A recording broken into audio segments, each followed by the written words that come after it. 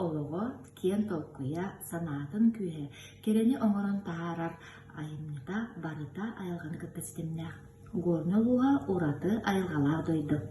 Кини кере көстүйде саха жонугар народ суриячыларын Семен Сафрон Даниловтары, Сава Тарасовы, таланнак суриячыны Петр Авакумовы, народ художнигын Афанасий Осиповы, художник-модельері Августина Филиппованы, ини бей Кантоевтар курдук беллеля жону бәләхтәбіде.